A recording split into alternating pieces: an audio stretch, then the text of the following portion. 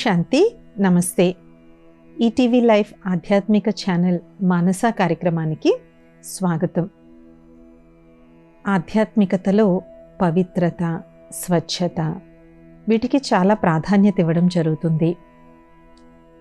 ఈ సంపూర్ణ పవిత్రతకు కావలసిన కొన్ని అంశాలను ఇంతకుముందు మానస యొక్క ఒక ఎపిసోడ్లో మనం చూసాం. అదే మనస, దృష్టి, వృత్తి, మన ఊహలు, మన స్వప్నాలు, వీటన్నిటిలో కూడా పవిత్రత ఉండాలి అనేటువంటి విషయం గురించి మనం ఆ ఎపిసోడ్లో విపులంగా తెలుసుకున్నాం. అయితే మీలో చాలామందికి సంశయం వచ్చుండొచ్చు, వీటన్నిటిలో పవిత్రత ధారణ చెయ్యాలి అంటే ఏ విధమైన సాధన చెయ్యాలి అని. ఇన్ అ బ్రాడ్ సెన్స్ మనం పైకి కానీ చెప్పుకున్నట్లయితే రోజు ధ్యానం చెయ్యాలి, రోజు ఆధ్యాత్మిక విషయాలను చదవాలి, సంపూర్ణ పరమాత్మని యందు సంపూర్ణ నిశ్చయం ఉండాలి అని ఇలాంటి విషయాలు మనం వింటూ ఉంటాం. కానీ ఇందులో ఒక చాలా ఆశ్చర్యకరమైనటువంటి విషయం ఏంటంటే, ఇవన్నీ ఎంత ముఖ్యమో మన జీవితంలో, మన నిత్య సాధనలో, మన దైనందిన జీవితంలో మన యొక్క కొన్ని అలవాట్లు, కొన్ని వ్యవహారాలు, ఇవి కూడా సంపూర్ణ పవిత్రతకు చాలా ముఖ్యం. Every drop in N ocean counts అని అంటారు. బూంద్ బూంద్ సే తాలా బంతా హే అని, అంటే చుక్క చుక్క కలిస్తే ఒక సాగరమే తయారవుతుంది అని. ఈ అలవాట్లన్నీ కూడా మనకి చాలా వీటికి ఏంటి అంత ఇంపార్టెన్స్ అని అనిపించవచ్చు. కానీ ఈ చిన్న చిన్న అలవాట్లు మన యొక్క హ్యాబిట్స్ని, మన యొక్క స్వభావాలని, మన యొక్క సంస్కారాలని తయారు చేస్తాయి. కాబట్టి సంపూర్ణ మనస, వాచ, కర్మణ, ఆచార వ్యవహారాల్లో, మన యొక్క వృత్తిలో, మన స్వప్నాల్లో కూడా పవిత్రత ఉండాలి అంటే మన దైనందిన జీవితంలో కొన్ని ఆధ్యాత్మిక ధారణలు చాలా ముఖ్యమైనటువంటివి. దీంట్లో మొట్టమొదటగా చెప్పుకునేటువంటిది మనం రోజు ఆచరించేటువంటి దినచర్య. చాలామంది ఆధ్యాత్మిక ధారణ అంటే ఉదయం లెగిసాం, యోగం చేసుకున్నాం, ఆధ్యాత్మిక విషయాలను విన్నాం, సాత్విక ఆహారం తింటున్నాం, అయిపోయింది అనుకుంటాం. But no. ఉదాహరణకి మనం రోజు దైనందిన జీవితంలో చేసేటువంటి చిన్న చిన్న అలవాట్లు. ఫర్ ఎగ్జాంపుల్, మనం ఎలాంటి పాటలు వింటాం అనుకోవచ్చు, పాటల యొక్క ఎఫెక్ట్ ఏం పడుతుంది అని.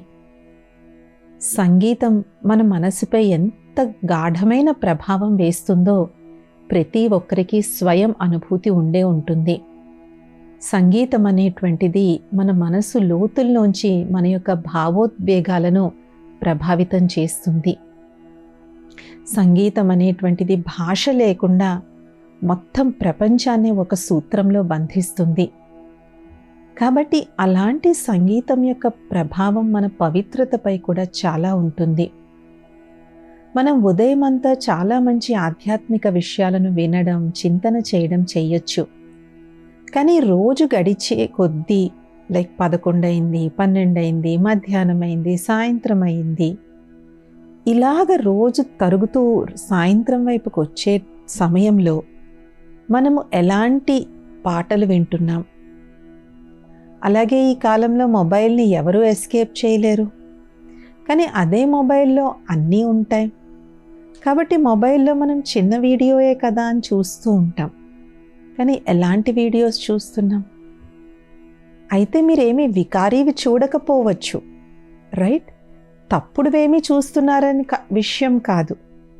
కానీ ఏవైతే మనకి అనవసరమైనటువంటివి, వ్యర్థమైనటువంటివి, ఒక్కొక్కసారి మనకి తెలియకుండా ఇది మంచిది అని చూసేసరికి అందులో చాలా నెగటివ్ ఉంటుంది.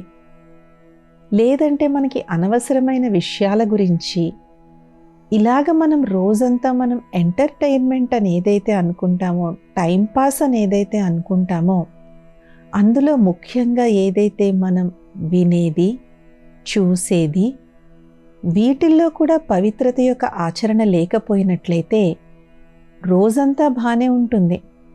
ఒక్కోసారి మనకి ధ్యానం కూడా చాలా బాగా కుదురుతుంది. అంటారు, నాకు అవేమీ నా మెడిటేషన్లో నాకేం ఎఫెక్ట్ చేయటం లేదండి, నా మెడిటేషన్ నాకు చాలా బాగా కుదురుతుంది, it doesn't make any difference to me అని అనుకుంటాం. కానీ దాని ప్రభావం ఎప్పుడు పడుతుంది? మన స్వప్నాల్లో, మన ఊహల్లో, మన దృష్టిలో, మన దృష్టికోణంలో. కాబట్టి నాకు మెడిటేషన్ బాగా కుదురుతుంది కదా, నేను రోజు ఆధ్యాత్మిక విషయాలు చదువుతున్నాను కదా, నేనేం చూసినా నేనేం విన్నా నాపై ఏ ప్రభావము పడదు అని అనుకున్నట్లయితే ఒకసారి మీ యొక్క స్వప్నాలను ఒకసారి అనలైజ్ చేసుకోండి. ఖాళీ తీరిక సమయంలో మీ మనసు ఏం ఆలోచిస్తుందో ఒకసారి అనలైజ్ చేసుకోండి. చూడండి, మనం ఏమీ చేయకుండా ఖాళీగా కూర్చున్నప్పుడు మనస్సు దానంతటది ఆటోమేటిక్గా కొన్ని విషయాలు ఆలోచించడం మొదలు పెడుతుంది. ఆ సమయంలో అదేం ఆలోచిస్తుంది? ఇవన్నీ కూడా మన యొక్క సంపూర్ణ పవిత్రతకు ఎలాగైతే చుక్కా చుక్కా కలిస్తేనే మహాసముద్రం అవుతుందో, ఇలాంటి చిన్న చిన్న అభ్యాసాలు కూడా సంపూర్ణ పవిత్రతకు చేరుకునేందుకు చాలా ముఖ్యమైనటువంటిది. అలాగే కొంతమందికి ఉన్నటువంటి హాబీస్, కొంతమంది మాకు రోజు వాకింగ్కి వెళ్ళినప్పుడు మాకు పలానా పాటలు వినడం అంటే ఇష్టం అండి, అదండి ఇదండి అని అనుకుంటారు. భలే, వాకింగ్ చేయడం అయితే చాలా మంచి విషయమే, తప్పకుండా ఎక్సర్సైజ్ అందరం రోజు చేయాలి, which is very very important. Even ఆధ్యాత్మికతలో ముందుకు వెళ్ళడానికి కూడా శారీరక దారుఢ్యం లేకపోతే కూడా మనం ధ్యానం చేయలేం, మెడిటేషన్ చేయలేం, మన సాధన చేయలేం. ఎంతసేపు హాస్పిటల్స్ చుట్టూ తిరుగుతూ ఉంటే ఇంకా మన ఆధ్యాత్మిక సాధన ఎప్పుడు చేస్తాం?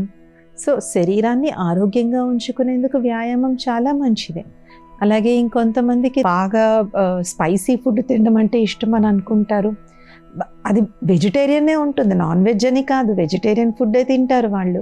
కానీ వెజిటేరియన్ ఫుడ్లో కూడా రుచులన్నీ బాగా గాఢంగా, బాగా ఎక్కువ ఉప్పు, ఎక్కువ కారం, ఎక్కువ నూనె, ఎక్కువ మసాలా వేసుకుని దాన్ని అలా తిన్నట్లయితే అది జిహ్వ చాపల్యం.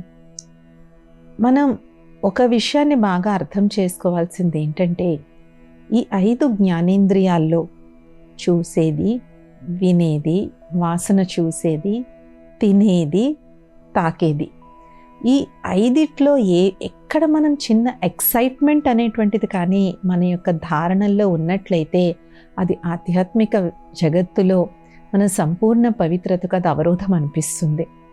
ఎందుకు అంటే ఈ 5 జ్ఞానేంద్రియాల్లో ఏది ఎక్సైట్ అయినా కూడా దాని ప్రభావం మనసుపై పడుతుంది. దానివల్ల మన యొక్క ధారణల్లో ఎక్కడో ఒకక్కడ చిన్న తప్పు అనేటువంటిది మనం చేస్తూ ఉంటాము.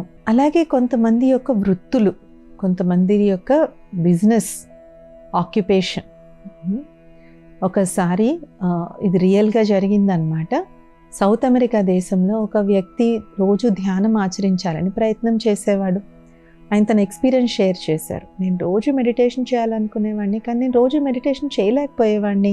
నేను అన్నీ చాలా బాగా పాటించేవాడిని, అన్నీ నేను ఫుడ్ మార్చుకున్నాను, అన్నీ మార్చుకుని ఎందుకు నాకు మెడిటేషన్ కుదరట్లేదు అని చెప్పేసి. ఆ తర్వాత ఆయనకి తెలిసింది ఏంటి అంటే ఆయన బిజినెస్ ఏంటి? Liquor business. సో రోజంతా ఆయన ఎవరి సాంగత్యంలో ఉంటున్నారు? అదే విధంగా ఆయన చేస్తున్నటువంటి వ్యాపారం వల్ల ఏదైతే ధనాన్ని ఆర్జిస్తున్నారో, ఎవరైతే అనుకుంటున్నారో వాళ్ళకి హాని జరుగుతుందా, లాభం జరుగుతుందా? సో ఆ ప్రభావం అంతా కూడా ఏంటి? ఆ ధనంలో ఉంది. ఆ ధనం వల్ల వీళ్ళ యొక్క పాలనా పోషణ జరుగుతూ ఉంది. కాబట్టి ఏమవుతుంది? దాని ప్రభావం వారి మీద పడుతుంది. అప్పుడు ఆయన తెలివిగా ఒక పని చేశారు. ఆయనకి సూక్ష్మ రహస్యం అర్థమైంది. కర్మ ఫిలాసఫీ అనేటువంటిది చాలా సూక్ష్మంగా పనిచేస్తూ ఉంటుంది. చూడండి, ఇక్కడ మీకు ఒక అద్భుతమైన విషయం తెలియాలి. మనం కొన్నిసార్లు కొన్ని దేవాలయాల్లో చోరీలు అయ్యాయి, దొంగతనాలు జరిగాయి, లేదంటే కిరీటాలు పోయాయి, వజ్రాలు పోయాయి అని అనుకుంటాం కదా. అవన్నీ కూడా ఎలాగొస్తున్నాయి? భక్తులు ఇచ్చేటువంటి ధనంతో. కానీ భక్తుడు హుండీలో వేసేటప్పుడు ఎవరూ కూడా ఆ ధనం వాళ్ళు ఎలాగ ఆర్జించారు అని ఎవరు ప్రశ్న వేయరు.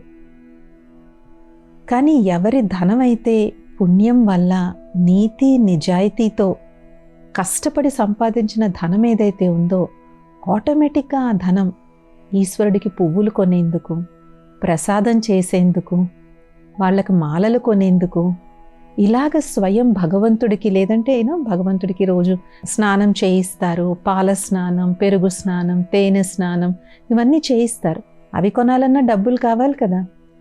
ఏ భక్తుల యొక్క సంపాదన అయితే నీతిగా నిజాయితీగా కష్టపడి వాళ్ళు సంపాదించి ఏదైతే 5,000 నివ్వండి, 10 రూపాయలు వేయనివ్వండి, 1000 వేయనివ్వండి, 5,000 వేయనివ్వండి, ఆ ధనం స్వయం ఈశ్వరుడి సేవలో ఈశ్వరుడికి చెందుతుంది. కానీ ఏ ధనమైతే అవినీతిగా సంపాదించి ఈశ్వరుడికి హుండీలో వేస్తామో అలాంటి ధనంతో ఏదైతే ఉందో ఆ ధనం మళ్ళీ ఏమవుతుంది? ఈశ్వరుడు స్వీకరించడు. ప్రతి దాంట్లో ఇలాంటి సూక్ష్మ కర్మ ఫిలాసఫీ అనేటువంటిది ఉంది. కాబట్టి మనం చేసేటువంటి వృత్తి వ్యాపారాలు ఏవైతే ఉన్నాయో అవి కూడా పవిత్రతను చాలా చాలా ప్రభావితం అనేటువంటిది చేస్తాయి. ఒక్కోసారి మనం చేసేటువంటి వృత్తి చాలా ఉన్నతమైనదే కావచ్చు. ఉదాహరణకి వైద్య వృత్తి అవ్వచ్చు, న్యాయ వృత్తి అవ్వచ్చు. ఇవి అన్నీ కూడా వృత్తులు చాలా ఉన్నతమైనటువంటివి. కానీ అందులో అస్వచ్ఛత, అపవిత్రత కానీ చోటు చేసుకున్నట్లయితే వృత్తి చాలా మంచిదే, కానీ మన యొక్క ఆచరణ విధానంలో కానీ నీతి నిజాయితీ కానీ లేకపోయినట్లయితే అలాగ సంపాదించినటువంటి ధనం వల్ల కూడా మన ఆధ్యాత్మిక పురోగతి అనేటువంటిది ముందుకు వెళ్ళడం కష్టమవుతుంది. కాబట్టి ఈ విధంగా సంపూర్ణ పవిత్రతకు మన ధనార్జన యొక్క విధానం కూడా చాలా ముఖ్యమైనటువంటిది. బ్రహ్మకుమారీస్కి మౌంట్ ఆబు ఆరావళి పర్వతాల్లో జ్ఞాన్ సరోవర్ అని ఒక చాలా పెద్ద క్యాంపస్ ఉంది. ఆ క్యాంపస్ 1990లో నిర్మించడం జరిగింది. అప్పటి ప్రభుత్వం వారు బ్రహ్మకుమారీస్కి స్థలం ఇచ్చి ఇక్కడ ఆధ్యాత్మిక జ్ఞానాన్ని పంచేటువంటి ఒక కేంద్రాన్ని మీరు నిర్మించండి అని గవర్నమెంట్ వారు ఆ స్థలం ఇవ్వడం జరిగింది. కానీ అది ఆరావళి పర్వతాల మధ్య ఉన్నటువంటి స్థలం. పెద్ద పెద్ద బండరాళ్ళు. అందరూ కూడా పెద్ద దాది అయినటువంటి ప్రకాశ్మణి దాది గారిని అందరూ అడిగారు, మీరు ఇక్కడ ఎలా కడతారు అని. అప్పుడు దాది అందరికీ ఒకటే చెప్పారు, విశ్వవ్యాప్తంగా ఎంతరో మంది ఓం శాంతికి వస్తున్నటువంటి సోదరులు ఉన్నారు. అందరూ ప్రతిరోజు ఒక్కొక్క రూపాయి వాళ్ళ ఉండిలో వేస్తే చాలు అని. సో ఇలాగ ప్రతి ఒక్కరు ప్రతిరోజు ఒక్కొక్క రూపాయి వేసి ప్రతి నెల ఆ ధనాన్ని ఆ యొక్క క్యాంపస్ నిర్మాణానికి వినియోగించడం జరిగింది. అది అంత పవిత్రమైన ధనమైన కారణంగా అక్కడికి రానటువంటి వరల్డ్ లీడర్స్ లేరు, అక్కడికి వచ్చి సేద తీరనటువంటి వారు లేరు. ఇవాల్టికి కూడా మనం జ్ఞాన్ సరోవర్ క్యాంపస్కి వెళ్ళినట్లయితే స్వర్గానికి వచ్చామా అన్నట్టుగా అనిపిస్తుంది. ఎందుకంటే అందరి యొక్క పవిత్ర ధనంతో ఆ యొక్క క్యాంపస్ నిర్మించడం జరిగింది. అలాగే ఒకప్పుడు మన భారతదేశంలో ఒక ఆచారం ఉండేది, ఎవరన్నా తిరుపతి వెళ్తున్నా, కాశీ వెళ్తున్నా అందరూ వారికి ధనం ఇచ్చేటువంటి వారు. ఎందుకు? వారి ధనము ఆ తీర్థయాత్రలో సఫలమవుతుంది అని చెప్పి. ఇప్పటికీ చాలామందికి ఆచారం ఉంటుంది, ఎవరన్నా తిరుపతి వెళ్తున్నారు అని చెప్తే ఆ వెళ్ళే వాళ్ళకి డబ్బులు ఇచ్చి మా పేరున అక్కడ హుండీలో వేయండి అని చెప్పేసేసి. ఎందుకు? అప్పుడు ఆ ధనం సఫలమవుతుంది, సద్వినియోగం అవుతుంది. కాబట్టి మన వృత్తి వ్యాపారాల యొక్క ఆచరణ కూడా మన యొక్క పవిత్రతను చాలా చాలా ప్రభావితం చేస్తుంది.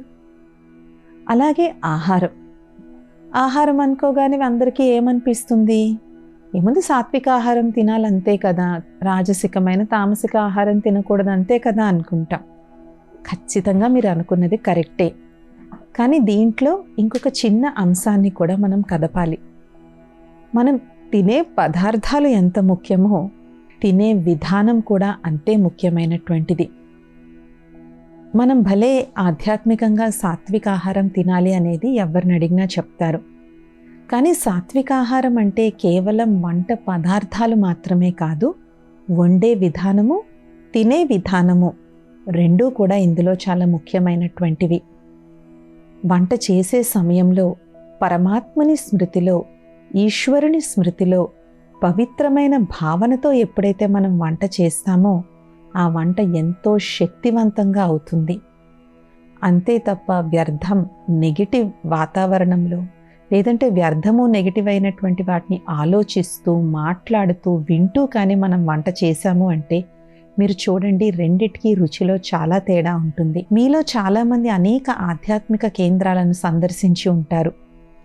అన్ని ఆధ్యాత్మిక కేంద్రాల్లో చాలా సాధారణమైన ఆహారం ఉంటుంది. కానీ తిన్న వెంటనే మీకు ఎలాంటి భావన కలుగుతుంది? అక్కడ అదే అన్నం, కూర, పప్పు, చారు వండుతున్నారు, కానీ తినినప్పుడు మీకు భావన ఎలా ఉంటుంది? ఎందుకంటే తయారు చేసే పదార్థాలు సాత్వికంగా ఉండడం ఎంత ముఖ్యమో తయారీ విధానం కూడా అంతే సాత్వికంగా ఉండాలి. కానీ గుడిలో కూడా వంట చేసేటప్పుడు, నైవేద్యాలు, ప్రసాదాలు వండేటప్పుడు మూతికి ఒక గుడ్డ అడ్డంగా కట్టుకుని వాళ్ళు వంట చేస్తారు. అది దేనికి నిదర్శనం అంటే, అఫ్కోర్స్ మనం మాట్లాడేటప్పుడు తుప్పర్లు తుళ్ళితే అది పడకూడదనేది ఒక నిదర్శనం. కానీ ఏంటి, వ్యర్థం అనేది మాట్లాడకూడదు, వ్యర్థం అనేటువంటిది వినకూడదు అనే దానికి గుర్తుగా అడ్డంగా మూతికి అది కట్టుకోవడం జరుగుతుంది అన్నమాట. శ్రీనాథ్ ద్వార, ఏదైతే రాజస్థాన్లో శ్రీనాథ్ ద్వార ఉందో అక్కడైతే వాళ్ళు వంట జరుగుతున్నంత సమయము వాళ్ళు అసలు మాట్లాడరు. అంత ప్రశాంతంగా వాళ్ళు దేవునికి నైవేద్యం వండుతారనమాట. కాబట్టి ఇది కేవలం మనం గుడిలోనే ఆచరించక్కర్లేదు. మన ఇంట్లో మనం ఎక్కడైతే రోజు వంట చేసుకుంటామో వంట జరిగే అంత సమయంలో కూడా ఆ ప్రాంతంలో మనం ఆధ్యాత్మిక విషయాలను వినడం, ఆధ్యాత్మిక సంగీతాన్ని వినడం, లేదు అంటే ఆధ్యాత్మిక చింతనలో ఉంటూ వంట చేయడం లాంటివి చేసినప్పుడు వండే ఆ అన్నం, కూర, పప్పు అయినా సరే తినేవాళ్ళు మనసు ఎంతో శక్తిశాలిగా ఉంటుంది. అది సంపూర్ణ పవిత్ర ఆహారంలాగా తయారవుతుంది. అలాగే వంట చేసిన తర్వాత కాసేపైనా సమయాన్ని కేటాయించి ఆ ఈశ్వరుడికి దాన్ని నైవేద్యంగా అర్పించాలి.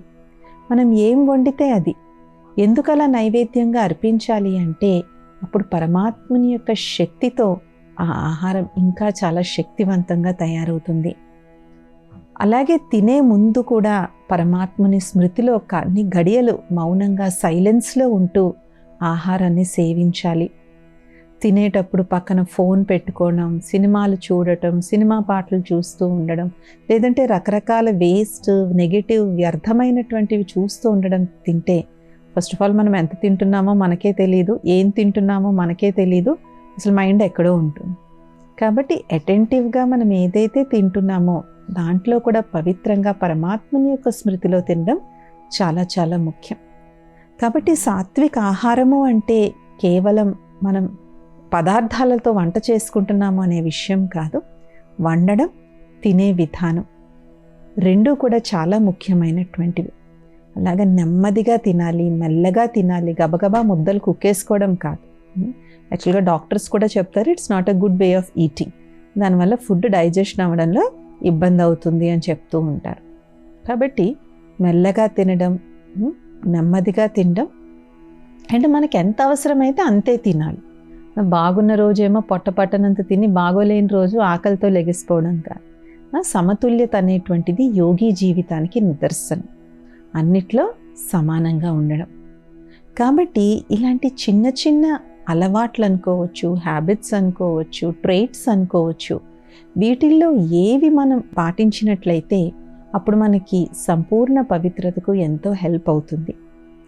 ఎందుకు ఈ చిన్న చిన్న విషయాల గురించి చెప్పడం జరుగుతుంది అంటే, మనం ఒక్కొక్కసారి చాలా పెద్ద పెద్ద ధారణలు చేస్తాం. తెల్లవారుజామున 3 గంటలకు లెగిసి 3 నుంచి 5 వరకు నిష్టగా పద్మాసనం వేసుకుని జ్ఞానముద్రలో కూర్చుని ఈశ్వరుడి ధ్యానం చేయొచ్చు, లేదంటే 1-2 గంటలు హఠయోగం చేయొచ్చు. ఇలాంటివన్నీ చేస్తూ ఉన్నా మనకు అనిపిస్తుంది, నా పవిత్రత ఇంప్రూవ్ కావటం లేదు అని అనిపిస్తుంది, లేదంటే నా పవిత్రతలో నేను అనుకున్నంత నాణ్యత దొరకట్లేదు అని మనకు అనిపిస్తుంది. దానికి కారణం ఈ చిన్న చిన్న లీకేజ్లు. చూడండి, మనకి ఇప్పుడు ఎవరు సిమెంట్ ట్యాంకులు కట్టుకోవట్లేదు, అందరూ ఏం చేస్తున్నారు, ప్లాస్టిక్ పెద్ద పెద్ద ట్యాంక్స్ కడుతున్నారు. అవి కొన్నాళ్ళ వరకు బాగానే పనిచేస్తాయి, కానీ తర్వాత ఏమవుతుంది, అందులో చిన్న చిన్న హోల్స్ ఏర్పడిపోతాయి. దాని మూలాన మనం బోర్ వేసుకుని ట్యాంక్లో వాటర్ నింపుకుంటాం, కానీ మధ్యాహ్నంకే ఖాళీ అయిపోతుంది. కానీ ఆ లీకేజ్లు ఎంత చిన్నగా ఉంటాయి అంటే, అది లీక్ అవుతుందని కూడా మనకి తెలియదు, కానీ రోజంతా రావాల్సింది మధ్యాహ్నంకే అయిపోతుంది అన్నమాట.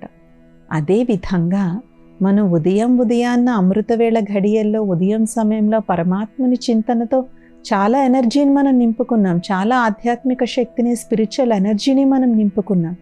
కానీ రోజంతటి యొక్క మన యొక్క హ్యాబిట్స్ ఏవైతే ఉన్నాయో, మన దినచర్య ఏదైతే ఉందో దాని మీద కానీ మనం అటెన్షన్ పెట్టకపోతే అవన్నీ ఇలాంటి చిన్న చిన్న లీక్స్ లాంటివి. ఈ లీక్స్ అయిన కారణంగా ఏమవుతుంది, సాయంత్రం అయ్యేసరికి ఎలాగైతే అక్కడ ఆ సింటెక్స్ ట్యాంక్ ఖాళీ అయిపోతుందో ఇక్కడ కూడా ఏమవుతుంది, బుద్ధి రూపీ ట్యాంక్ ఖాళీ అయిపోతుంది. దానివల్ల సాయంత్రం అయ్యేసరికి నిస్సత్తువుగా, నీరసంగా, చికాకుగా, కోపంగా ఈ విధంగా మనకి ఎక్స్పీరియన్స్ అవుతూ ఉంటుందన్నమాట. కాబట్టి సంపూర్ణ పవిత్రతకు ముఖ్యమైనటువంటిది చిన్న చిన్న ఆచరణలు. ఈ చిన్న చిన్న విషయాల యొక్క ఆచరణ కానీ మనం కరెక్ట్గా చేసినట్లయితే మనకి ధ్యానం పెట్టుకోవడంలో చూడండి, మనం ఏదో కాఫీ టీ తాగుతూ ఏదో బాగా ఎక్సైట్ అయ్యేటువంటివి చూసాం, విన్నాం. ఇప్పుడు తర్వాత మెడిటేషన్లో కూర్చోమంటే ఏం కూర్చుంటాము, మైండ్ని మనం ఫుల్గా ఎక్సైట్ చేసేసి ఇప్పుడు మళ్ళీ ఇమీడియట్గా కామ్ అయిపోవంటే అదేమన్నా మిషన్ ఆన్ ఆఫ్ బటన్తో చేయడానికి? ఎక్సైట్ మనమే చేస్తాము, కాము మనమే అవ్వమంటే ఇన్స్టెంట్గా అయితే అలాగా పని చెయ్యదు కదా. ఇన్స్టెంట్గా పనిచేసేది రోబోట్స్, మనుషులు, మెషిన్స్, మనుషులు మనసులు కాదు. కాబట్టి ఆధ్యాత్మిక జగత్తులో అందుకే ఎన్నో మన సనాతన ధర్మం యొక్క ఎన్నో సాంప్రదాయాలు కానీ మనం చూసుకున్నట్లయితే అవన్నీ ఎందుకు పెట్టారు? ఎందుకంటే సనాతన ధర్మంలో ఉన్నటువంటి ఇదే ఏంటి, పరమాత్ముని పొందుకోవడం. పరమాత్ముని ఎవరు పొందుకోగలరు? సంపూర్ణమైనటువంటి సత్యత, స్వచ్ఛత ఎవరి దగ్గర ఉంటుందో వాళ్ళు పరమాత్ముడికి చాలా ప్రియులు. కాబట్టి దానికోసమనే మన ఆహార పద్ధతులను కానీ, ఉదయం ఎప్పుడు లెగవాలి, లేచిన వెంటనే ఏం చేయాలి, రాత్రి ఎలా పడుకోవాలి, ఈ నియమాలన్నీ కూడా మనకి చెప్పడం జరిగింది. అండ్ ఒక 100 సంవత్సరాల క్రితం వరకు కూడా ఇవందరూ కూడా పాటించేటువంటి వారు. కానీ ఒక్క 50-60 ఇయర్స్ నుంచి ఇవన్నీ పాటించడం మానేసిన కారణంగా భారతదేశం ఏదైతే మొత్తం ప్రపంచానికి ఆధ్యాత్మిక గురువు, విశ్వ గురువులాగా ఉండేదో మన యొక్క ఆధ్యాత్మిక శక్తి కూడా రోజు రోజుకి క్షీణిస్తుంది. కాబట్టి మన ఆధ్యాత్మిక శక్తి అనేటువంటిది పెరగాలి అంటే మనందరము కూడా ఏదైతే ఆచరిస్తున్నామో, మన దైనందిన జీవితం ఏదైతే ఉందో అందులో మనం ఆధ్యాత్మికతని తీసుకురావాల్సిన అవసరం చాలా ఉంది. ఇది ఇవాల్టి మానస కార్యక్రమం. వచ్చే ఎపిసోడ్లో ఇంకొన్ని అంశాలతో కలుద్దాం. ఓం శాంతి. నమస్తే.